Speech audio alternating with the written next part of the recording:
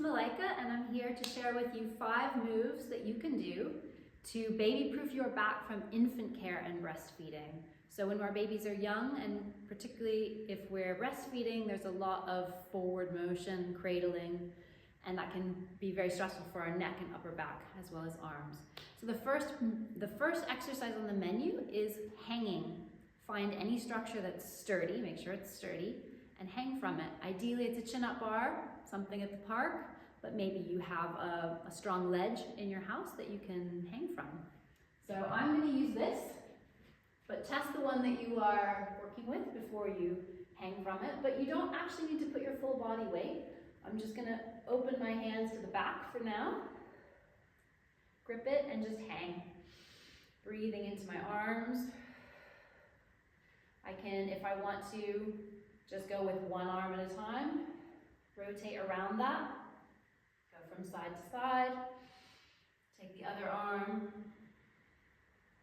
and it's nice to also just hang gently away from that. Take your time with this and breathe into the stretch.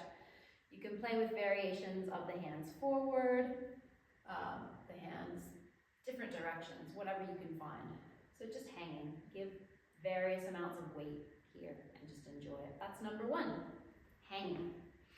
Second exercise is the Makaho lung meridian stretch. So you're going to take your right hand and wrap it around your left thumb. Take a wide stance with your legs, toes pointing straight ahead. Roll the shoulders back, inhale, and just tip forward and hang. Hang the head, hang the arms, hang, and let gravity do its work here. Just enjoy this stretch. You can watch your little one on the floor or crawling around. When you're ready, pull through the hands to return to standing. Put both fists into your lower back, into your sacrum. Press strongly and do a little back bend like that. Then you change hands, other hand, other thumb in the other hand, and repeat. So that's the second one, Makaho lung meridian stretch. The alternative you can do, if you want, you can choose between the Makaho lung meridian stretch or the counter stretch. So the counter stretch is any counter or tabletop that you have. You place your hands, palms down on that countertop. It's even ideal in a kitchen where the counter's a little bit higher, but this works as well. So you might start close and then just step back away, walk away from your hands. Pressing down into your palms, you're just going to relax your head down.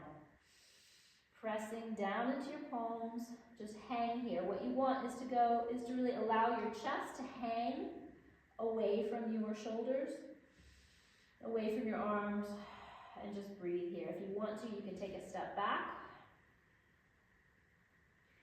and enjoy shifting the weight a little bit and twisting the hips, looking under one armpit or another. That's up to you. You can play with that. But really, you just want to breathe here for as long as you like. And then, curling the pelvis under, begin to walk. Take small steps walking back up. Let your head come up last. And enjoy your newfound sense of length. Okay, so that is number 2. We've got the hanging is number 1. Second, we've got a choice between the Makaho lung meridian stretch or the counter stretch. Now, number 3 is a deep squat with a spinal twist. So for this one, we're going to take a nice wide stance, toes pointing a little bit out. We're going to drop the hips down, elbows on the knees. Drop your pelvis down a little bit more. So I'll just stand back here. Pelvis down a little bit more. And you're just going to shift your weight side to side. Press your elbow into one knee, open yourself to the side, lift this arm up, and you're going to look behind you, past your armpit, and breathe. And then just change sides. Inhale, and breathe. And that is our third exercise. Press down to come up. That's going to open up the entire spine, rib cage, etc. Number 4, fourth exercise is plank variations. So plank variations is anything where your center is elevated off of the floor and you are in some version of a plank. And that can be as simple as being on all fours, hands and toes.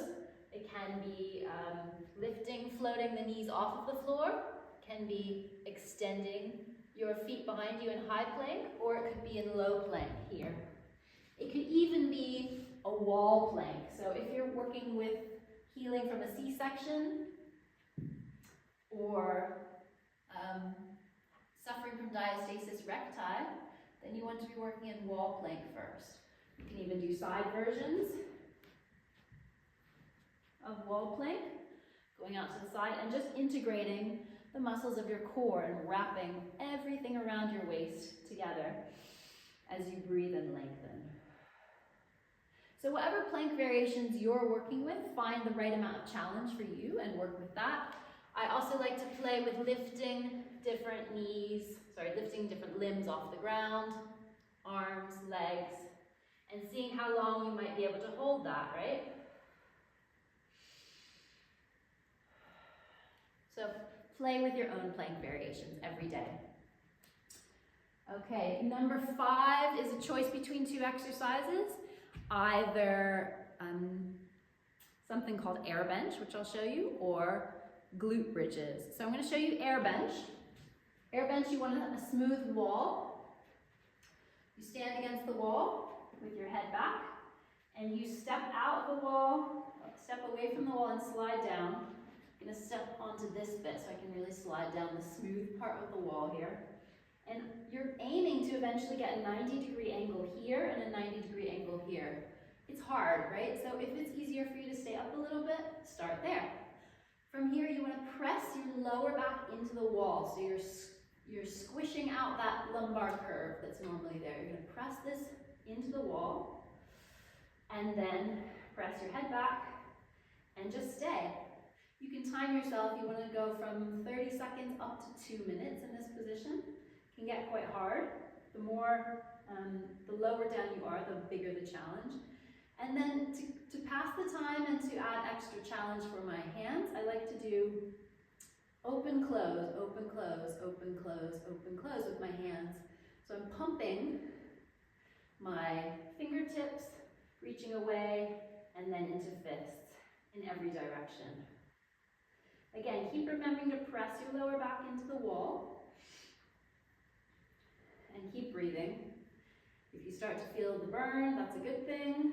Just keep pumping the hands and stay as long as you can, up to 2 minutes. When you finish with air bench, when you can't stand it anymore, push up to come out of it and then just take a little walk around wherever you are. You need to shake the legs out, but just walk it out because it can be quite intense. Okay, that's air bench. Glute bridges. You're going to lay on your back, feet underneath your hips, palms up, peel your spine off the floor, squeeze the glutes together strongly at the top and peel your spine back down. That's 1. We're going to do 10 of these, peeling up, squeeze strongly, peeling down, and then open the feet wider than the pelvis and do the same thing, 10 of those, peeling up, squeezing, and peeling down, etc. So that's your choice. At the end you have air bench for as long as you can, or 20 glute bridges, first with feet under the hips, second with feet wider than the hips. And those are your 5 exercises to baby-proof your body from carrying infants, breastfeeding infants, looking after young babies. I hope this is helpful. Enjoy your practice.